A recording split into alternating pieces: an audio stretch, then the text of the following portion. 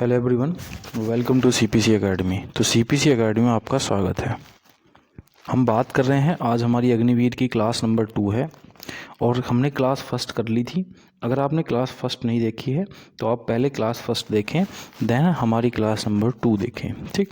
और अगर वीडियो अच्छी लगती है तो हमें कमेंट करना ना भूलें, प्लस चैनल को लाइक करें और चैनल को सब्सक्राइब करें। टाइम वेस्ट नहीं करना है बिल्कुल भी।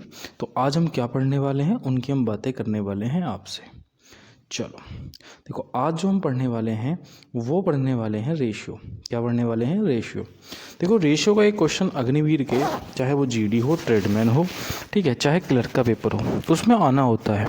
और वो कौन सा क्वेश्चन आता है, अगर ये बात पता चल जाए तो और ईजी बात हो जाती है। तो वही चीज़ हम समझेंगे कि रेशियो का आपका क्वेश्चन कैसा आएगा। देखो, जैसे कि हम बात करें, क्वेश्चन ऐसा होगा कि भाई a+b जो है वो 3:4 होगा, b+c जो है वो आपका b/c 4:5 होगा। और एग्जामिनर हमसे क्या पूछेगा कि a/b/c का मान ज्ञात करो, ठीक। उसने हमें क्या दिया है, a/b की वैल्यू दे रखी है ये, b/c की वैल्यू दे रखी है ये, और a/b/c हमसे पूछा है। अब मुझे एक बात सुनो थोड़ी सी ध्यान से। देखो, इन तीनों को जोड़ने के लिए सबसे पहले क्या कॉमन है, b, क्योंकि b ही तो इन दोनों की बीच की कड़ी है जो इन्हें क्या करता है, जोड़ता है। तो यहाँ भी b आना चाहिए। और b कैसा है, यहाँ भी 4 है और यहाँ भी 4 है, तो b की वैल्यू कितनी हो गई, 4, ठीक। अब जब b की वैल्यू 4 होगी तो भैया a की वैल्यू कितनी हो गई, 3 हो गई। और c की वैल्यू कितनी हो गई, जब b की वैल्यू 4 है तो c की वैल्यू होगी 5। तो आंसर आ गया 3:4:5, ठीक। आपको ये बात समझ में आई होगी कि अनुपात कितना आ गया, 3:4:5। दूसरा क्वेश्चन मैं ऐसा ही क्वेश्चन ले लूँ कि a/b जो है वो 2:3 है, b/c जो है वो 3:5 है। और इसने हमसे पूछा कि बताओ a/b/c का मान ज्ञात करो। अब देखो, इसी चीज़ को हम दोबारा समझेंगे। हमें समझना क्या है कि हमने देखा सबसे पहले कि भैया इसको जोड़ने के लिए कड़ी आती है एक ये वाली b, ठीक। और b जब कड़ी आती है तो हम क्या सीखेंगे इसमें कि भाई b कड़ी है इसमें एक जोड़ने वाली, तो यहाँ भी भैया b कॉमन होना चाहिए। और इधर भी 3 है और इधर भी कितना है, 3। तो ऑब्वियसली बात है कि b की वैल्यू कितनी हो गई, 3। और a की वैल्यू पूछे, अगर b की वैल्यू 3 है तो a की वैल्यू कितनी होगी जी, 2। और अगर b 3 है तो c का मान कितना हो गया, 5। तो आंसर आया 2:3:5। आई होप इतनी बात आपको समझ में आई होगी। जैसे मैं तीसरा क्वेश्चन ले लूँ और मैंने इस क्वेश्चन में लिया कि a/b जो है वो 1:3 है, b/c जो है वो 3:5 है, a/b/c का मान ज्ञात करो। तो वही चीज़ कि भैया जोड़ने वाली कड़ी कौन सी है, b। और b का मान यहाँ भी 3 है और यहाँ भी 3 है, तो b का मान कितना आ गया, 3। और अगर हमसे कोई a का मान पूछे तो b का मान अगर 3 है तो a का मान कितना हो गया, 1। और c का मान पूछे तो c का मान कितना हो गया जी, 5। तो आंसर आया 1:3:5। तो आई होप आपको ये तीनों के तीनों क्वेश्चन आपको समझ में आए होंगे, ये वाला भी, ये वाला भी और ये वाला भी। अब हम पढ़ते हैं आगे की ओर। अब देखो, अगर मैं क्वेश्चन नंबर 4 लूँ, ये हमारा क्वेश्चन नंबर 4, और इसमें मैंने बोला कि भैया a/b जो है वो 2:3 है और b/c जो है वो 1:5 है। तो बताओ a/b/c का मान ज्ञात करो। अब आपने देखा होगा कि यहाँ पर है क्या, दोनों के दोनों कॉमन हैं, मतलब b कॉमन है दोनों में। लेकिन दिक्कत ये है कि b तो कॉमन है, लेकिन b का मान यहाँ तो 3 है और यहाँ कितना है, 1। मतलब बराबर नहीं है, लेकिन इससे पहले तीनों क्वेश्चनों में क्या होता था, बराबर होता था। तो देखो जो बराबर नहीं है और हमें बराबर करना पड़ेगा, तो बराबर जब हमें करना पड़ेगा तो हम क्या कर सकते हैं, देखो इधर 3 है, इधर 1 है, तो मैं इसको भी क्या बना देता हूँ 3। तो मैं अगर इसको 3 बनाऊंगा, या मैं सीधा शॉर्टकट बता देता हूँ, आपको करना क्या है, आपको 1 की गुणा करनी है 2 से, तो 2 ही कम 2, या 1 की गुणा करो फिर 3 से, 3 ही कम 3, फिर 3 की गुणा करो 5 से, तो भैया 5 दिया 15, तो आंसर आया जी 2:3:15। करा कैसे, 1 की गुणा करी पहले 2 से, फिर 1 की गुणा करी 3 से, फिर b की गुणा करी c से। दोबारा सीख लो, देखो b की गुणा करो पहले a से, b गुणा a, तो पहले बी ए रख दोगे, दूसरे में फिर b की गुणा करो b से, b गुणा b रख दोगे, फिर ऊपर वाले b से गुणा करनी है c की, ये वाली। तो ऐसे हम गुणा करेंगे। जैसे मैं अगला क्वेश्चन ले लेता हूँ, और मैंने अगला क्वेश्चन लिया कि भैया क्वेश्चन नंबर है हमारा 5। मैंने लिया कि a अनुपात b 2:5 है, b अनुपात c जो है वो 3:1 है। तो हमें बताना है a अनुपात b अनुपात c कितना आपका होगा। तो करना क्या है, पहले इसकी गुणा करो, 3 की गुणा 2 से करो, 3 दूनी 6, फिर 3 की गुणा 5 से करो, 5 दिया 15, फिर 5 की गुणा 1 से करो, 5 ही कम 5। तो आंसर आया जी आपका 6:15:5। दूसरी चीज, a अनुपात b जो है, मैं कह दूं कि 1:3 है, और b अनुपात c जो है वो 2:5 है। तो हमें बताना है कि a अनुपात b अनुपात c का मान याद करना है। तो हमें वही करना है, पहले 2 की गुणा 1 से करो, 2 ही कम 2, फिर 3 की गुणा 2 से करो, 3 दूनी 6, फिर 3 की गुणा 5 से करो, 3 पंजे 15। तो आंसर आया 2:6:15। जैसे मैं अगला क्वेश्चन ले लूँ 7वां, कि a अनुपात b जो है वो 1:5 है, b अनुपात c जो है वो 2:3 है, और हमें बताना है a अनुपात b अनुपात c। तो देखो 2 ही कम 2, 5 दूनी 10, 5 दिया 15, तो आंसर आया 2:10:15। ठीक, आई होप आपको ये 7 के 7 क्वेश्चन समझ में आए होंगे। ठीक, अब हम बढ़ते हैं आगे की ओर। इसका स्क्रीनशॉट लिख लेना, आपके नोट्सों में ये क्वेश्चन होने चाहिए। आगे बढ़ेंगे। ठीक, अब मैं क्वेश्चन नंबर चलता हूँ 8 पे।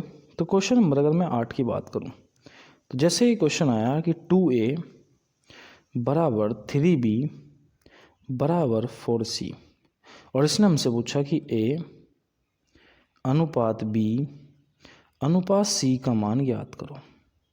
ठीक, क्वेश्चन है कि 2a बराबर 3b बराबर 4c, और इसने हमसे पूछा कि बताओ a अनुपात b अनुपात c का मान याद करना है।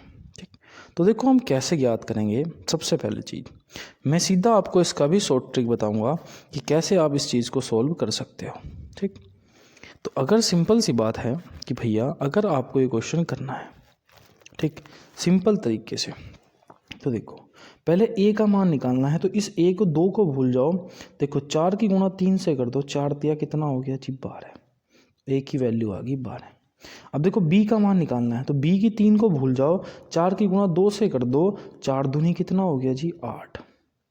अब देखो c का मान पूछा, तो 4 का भूल जाओ, 3 की गुणा 2 से कर दो, 3 दूनी 6। तो आंसर आया 12:8:6, 12:8:6।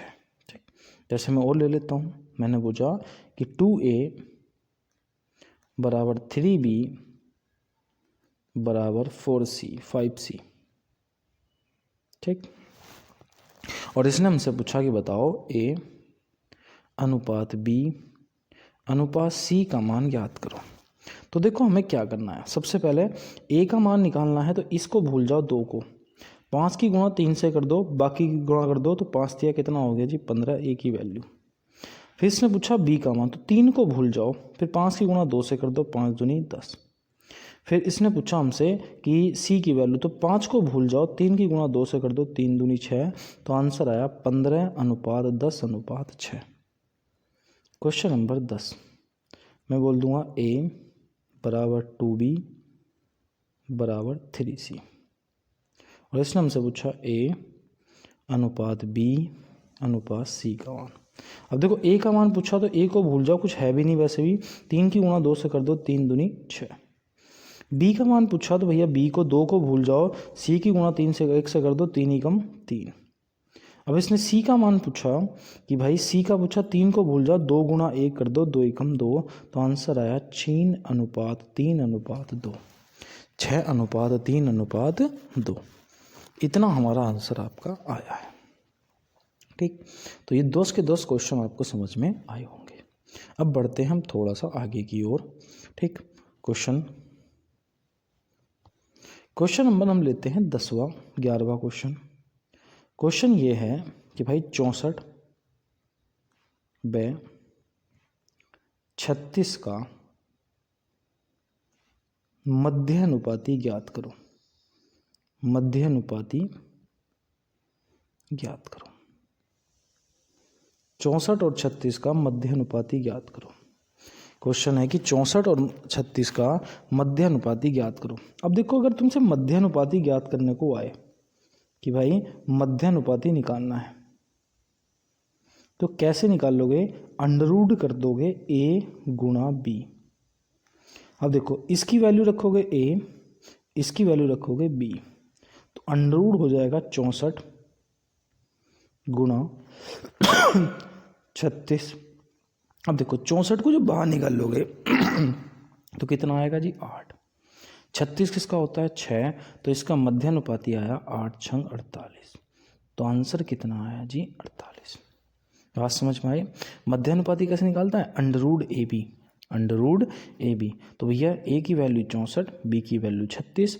64 को जो बाहर निकाला तो आया 8, 36 को बाहर निकाला तो कितना है जी 6, और 8 छंग कितना होता है 48 होता है। कितना होता है 48 होता है।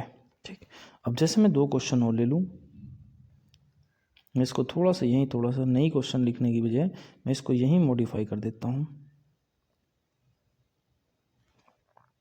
जैसे मैंने क्वेश्चन ले लिया कि बताओ 144 और 36 का मध्यानुपाती ज्ञात करो।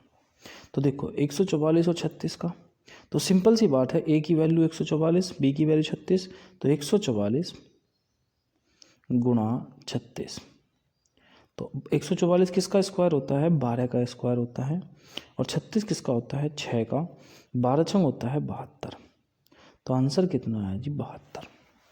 आंसर कितना आया 72 आया। तो बस आपको यही ध्यान रखना है कि मध्यानुपाती कैसे निकालते हैं। तो 144 का 12, 36 का 6, 12 छंग 72। ऐसे ही आपको ये बताना है हमें, मैं आपसे क्वेश्चन ले रहा हूँ कि हमें ये बताना है कि भैया 4 का और 9 का मध्यानुपाती क्या होगा, और ये क्वेश्चन हमें कमेंट में बताना है कि 4 और 9 का मध्यानुपाती क्या होगा। मध्यानुपाती क्या होता है अंडररूट ए बी, ए की वैल्यू 2 और बी की वैल्यू हो गई 9। ठीक, बस इतनी चीज़ आपको आज बतानी है मैथ्स में। अब देखो हम बढ़ेंगे थोड़ा सा आगे की ओर। ठीक, और आज हम जो है अब हम थोड़ा सा आगे के हम जीएस की ओर भी बढ़ रहे हैं। देखो जीएस की हम स्टार्ट कर रहे हैं पॉलिटी। ठीक, क्या स्टार्ट कर रहे हैं पॉलिटी, और पॉलिटी को हिंदी में बोलते हैं संविधान। ठीक, और संविधान की हम जैसे पहले मैथ्स पढ़ा, फिर पॉलिटी पढ़ेंगे, और कल परसों से क्लासों में हम रीजनिंग भी स्टार्ट कर देंगे।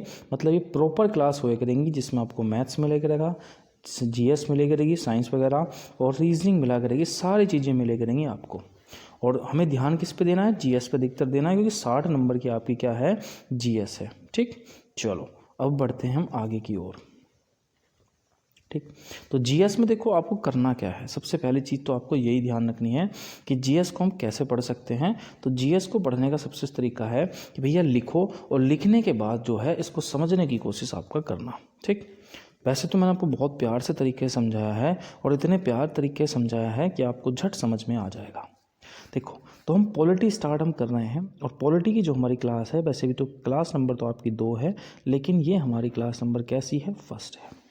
अब देखो इस पॉलिटी क्लास में हम सबसे पहले पॉइंट टू पॉइंट चीज़ें डिस्कस करेंगे। जैसे अगर आपसे कोई पूछे कि भारत का संविधान विश्व का सबसे बड़ा संविधान है, मतलब भारत जो है वो विश्व का सबसे बड़ा लिखने वाला, जिसका लिखने वाला संविधान किसका सबसे बड़ा है, तो आप आंसर दोगे भारत का, कि भैया भारत का जो संविधान है वो विश्व का सबसे बड़ा कैसा संविधान है जी, लिखने वाला संविधान है। कैसा है, विश्व का सबसे बड़ा लिखने वाला संविधान किस देश का है, तो झट आंसर दे दोगे भारत का, कि भैया भारत वालों ने सबसे बड़ा संविधान लिखा है आपका। दूसरा, अगर कोई आपसे पूछ ले कि बताओ विश्व का सबसे छोटा संविधान किस देश का है, तो झट आंसर दोगे मोनाको का है। मोनाको एक बिस्किट भी आता है, तो विश्व का सबसे छोटा संविधान किस देश का है, मोनाको का। तीसरा क्वेश्चन, अगर आपसे कोई पूछे कि बताओ विश्व में सबसे पहला संविधान किस देश ने लिखा, तो भैया विश्व में सबसे पहला संविधान जो है वो लिखा आपका अमेरिका ने। किसने लिखा, अमेरिका ने, कि भैया विश्व में सबसे पहला संविधान लिखने वाला देश कौन सा है, अमेरिका। और अगर कोई आपसे पूछ ले कि बताओ विश्व का सबसे बड़ा अलिखित, भैया अलिखित मतलब जिसमें कुछ ना लिखा गया हो, वो किस देश का है, तो ब्रिटेन का है।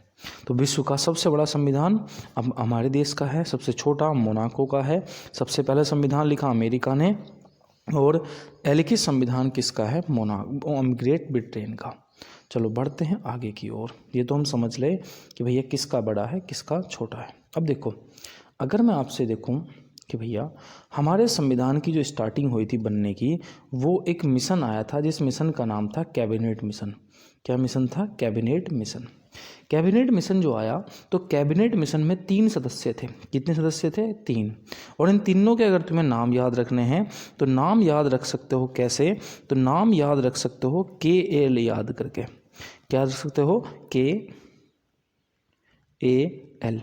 KL का मतलब होता है क्रिप्स अलेक्जेंडर लॉरेंस। तो देखो मैंने लिख भी रखा है कि भारतीय संविधान की शुरुआत कैबिनेट मिशन द्वारा की गई। कैबिनेट मिशन में भारत में 1946 में आया। कब आया, 1946 में। कितने सदस्य थे इसने, 3 सदस्य थे, मैंने नाम भी बता दिए, KAL, क्रिप्स अलेक्जेंडर लॉरेंस। अब देखो कैबिनेट ने क्या करा, संविधान सभा का निर्माण किया। एक संविधान सभा की भैया बैठना, हम संविधान बनाने आए हैं तुम्हारा, तो एक सभा भी होनी चाहिए, सभा भी होनी चाहिए जिसमें हम तुम्हें समझा सकें भाई कैसे कैसे तुम्हें बैठना है। तो इन्होंने संविधान सभा में सदस्य चुने 389। कितने सदस्य चुने, 389। और 389 में कितनी महिलाएं थी, 15 महिलाएं थी। और 10 लाख पर एक सदस्य चुना गया था, मतलब 10 लाख की जनसंख्या पर कितने सदस्य चुने गए थे, एक सदस्य। लेकिन जैसे ही भारत से पाकिस्तान अलग हुआ तो संविधान सभा में कितने सदस्य रह गए, 299। मैंने लिख भी रखा है कि संविधान में 389 सदस्य थे, जिसमें महिलाएं थी आपकी 15। और पाकिस्तान जब अलग हो गया तो संविधान सभा में सदस्य कितने रह गए, 299।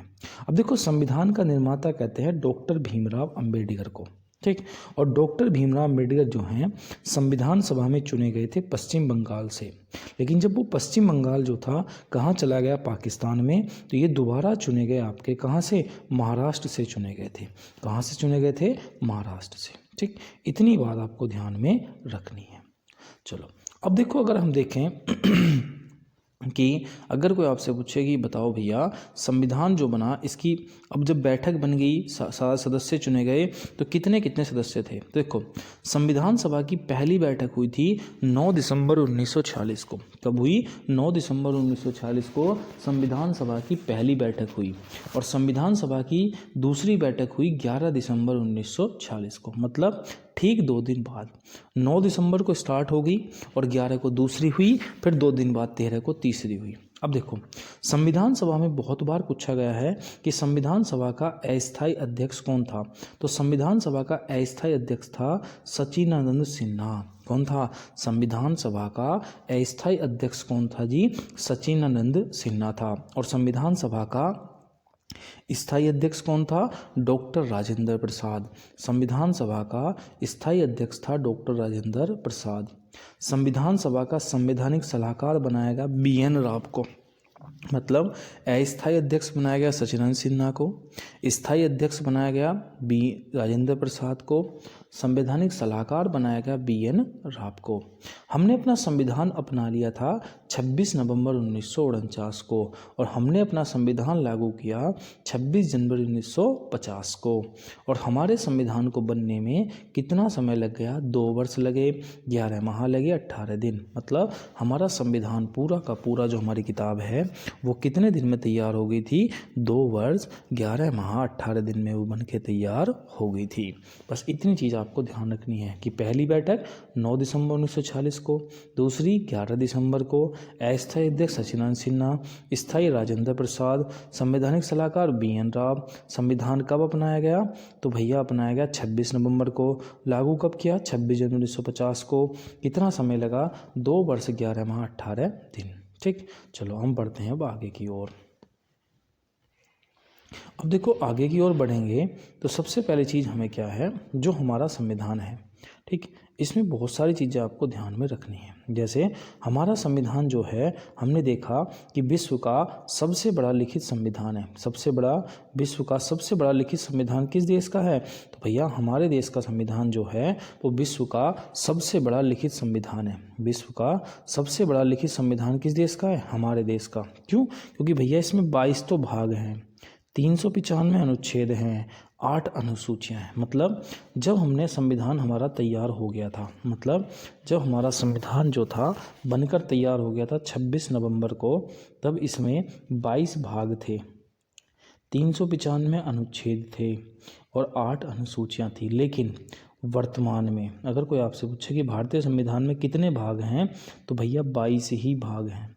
कितने अनुच्छेद हैं? 395 अनुच्छेद हैं। कितनी अनुसूचियां हैं? तो ध्यान रखना, वह अनुसूची हैं 12। कितनी अनुसूची हैं? 12। लेकिन अगर कोई पूछे कि गणना की दृष्टि से संविधान के कितने भाग हैं, तो झट आंसर दोगे 25। कि गणना की दृष्टि से संविधान के कितने भाग हैं? 25 भाग हैं। गणना की दृष्टि से कितने अनुच्छेद हैं संविधान में? तो 450 प्लस अनुच्छेद हैं। और कितनी अनुसूचियां हैं? तो अनुसूची 12 ही हैं। बस इतनी चीज़ आपको ध्यान में रखनी है। अब देखो, अनुसूची की हम बात करते हैं, तो अगर कोई आपसे पूछे कि बताओ प्रथम अनुसूची किससे संबंधित है? प्रथम अनुसूची किससे संबंधित है? तो देखो, अगर कोई आपसे पूछे प्रथम अनुसूची किससे संबंधित है, तो झट आंसर देना संघ व राज्य क्षेत्र से। किससे संबंधित है? संघ व राज्य क्षेत्र से संबंधित है पहली अनुसूची, संघ व राज्य क्षेत्र से। अगर कोई आपसे पूछे कि बताओ दूसरी अनुसूची किससे संबंधित है, तो आंसर दोगे वेतन से। किससे संबंधित है? वेतन से। अगर कोई आपसे पूछे कि बताओ तीसरी अनुसूची किससे संबंधित है, तो शपथ से संबंधित है। किससे संबंधित है? शपथ से। ठीक, उसके बाद चौथी आपको नहीं रखनी, 5वीं 6ठी याद नहीं रखनी, सीधी रखनी है 8वीं अनुसूची। तो 8वीं अनुसूची संबंधित है भाषा से। किससे संबंधित है? भाषा से। 9वीं अनुसूची जो है यह है भूमि सुधार से। किससे संबंधित है? भूमि सुधार से। 10वीं याद रखनी है, 10वीं है जी आपकी दल बदल से। दल बदल से। और 11वीं अनुसूची जो है ये संबंधित है किससे? तो 11वीं संबंधित है पंचायत से।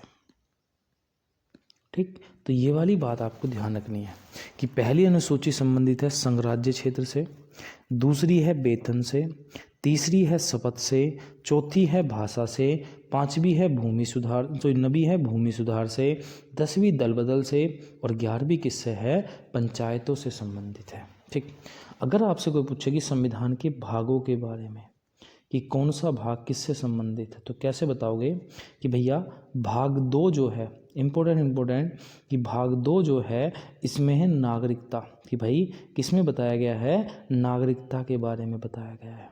कि भारत की नागरिकता कैसी है। ठीक, भाग 3 जो है इसमें बताया गया है मौलिक अधिकार।